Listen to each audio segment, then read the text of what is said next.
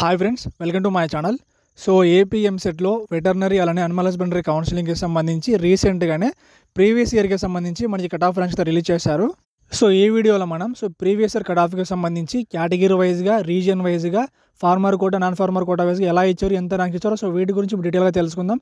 వీడియోలోకి వెళ్లే ముందు మన ఛానల్లో బైపీసీ స్ట్రీమ్ కింద అన్ని కోర్సులకు సంబంధించి, అన్ని కోర్సుల కౌన్సిలింగ్కి సంబంధించి ప్రతి విషయం కూడా అప్డేట్ చేయడం జరుగుతుంది. సో కాబట్టి తప్పకుండా సబ్స్క్రైబ్ చేసుకొని గంట సింబల్ ఆన్ చేసుకోండి. అలా చేయడం వల్ల మన ఛానల్లో వీడియో పోస్ట్ చేసిన వెంటనే మీకు అయితే నోటిఫికేషన్ వస్తుంది. కాబట్టి తప్పకుండా సబ్స్క్రైబ్ చేసుకోండి. సో ఇంకా మనం ప్రీవియస్ ఇయర్కి సంబంధించి కట్ ఆఫ్ ర్యాంక్స్ చూసుకుంటే, సో మీరు ఒకసారి ఈ కట్ ఆఫ్ ర్యాంక్స్ అనేది మీరు స్క్రీన్ షాట్ చేసుకోండి. సో ఇక్కడ మనకి ప్రీవియస్ ఇయర్కి సంబంధించి కేటగిరీ వైజ్గా అన్రిజర్వ్డ్, ఇంకా అలానే రీజియన్ వైజ్గా అంటే ఏయూ రీజియన్, ఎస్వీ రీజియన్ అని చెప్పేసి మనకి ఇచ్చారనమాట. సో వీటిలో కూడా మనకి జనరల్ అంటే both female and male, so మళ్ళీ అలా కాకుండా ఓన్లీ ఉమెన్ కోటా కూడా ఇచ్చారు. దాంతోపాటు ఫార్మర్ కోటా ఇచ్చారనమాట. సో ఫార్మర్ కోటా అంటే ఎవరికైతే పొలం ఉంటుందో సో వాళ్ళందరూ కూడా ఫార్మర్ కోటా కిందకైతే వస్తారు. సో ఇలా మనం అన్ని కేటగిరీల వైజ్గా, అన్ని రీజియన్ల వైజ్ అయితే మీరు చెక్ చేసుకోవచ్చు. కాబట్టి ఇప్పుడు ఇచ్చిన లిస్ట్లో మీ ర్యాంక్ని బట్టి, మీ కేటగిరీని బట్టి మీకు వెటర్నరీలో సిట్యుయేషన్లో మీరు చెక్ చేసుకోండి. సో మనం మ్యాక్సిమం ఓవరాల్గా చూసుకుంటే ఓవరాల్ కట్ ఆఫ్ వచ్చేసి మనకి వెటర్నరీ ఇంకా అనిమల్ హస్బెండరీకి వచ్చేసి బిలో 5K ఉందన్నమాట. సో ఎవరికైతే 5K లోపు ఉంటుందో వాళ్ళకైతే వెటర్నరీలో సీట్ వచ్చే ఛాన్స్ అయితే ఎక్కువ ఉంటుంది.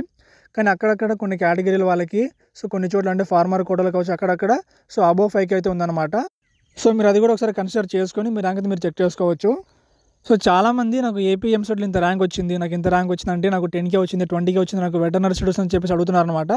సో మీరందరూ కూడా జాగ్రత్తగా ఈ లిస్ట్ మీరు గమనించి, మీ కేటగిరీ వైజ్ మీరు గమనించి మీకు సీట్ వచ్చినది మీరు చెక్ చేసుకోండి. సో ప్రజెంట్ ఇంకా ఎవరైతే ఏపీఎంసెట్లో వెటర్నరీకి అప్లై చేసుకోలేదు మీరైతే ఈ లిస్ట్ చెక్ చేసుకొని, ఈ లిస్ట్లో మీ ర్యాంక్ను బేస్ చేసుకొని మీరు అప్లై చేసుకోలేదో మీరు డిసైడ్ అవ్వండి. సో ఒకవేళ మీరు ఆల్రెడీ అప్లై చేసుకుంటే ఈ లిస్ట్లో మీ ర్యాంక్ను బట్టి మీకు సీట్ వస్తుంది మీరు మళ్ళీ గమనించి మీరు ఫర్దర్గా ప్రొసీడ్ అవ్వండి.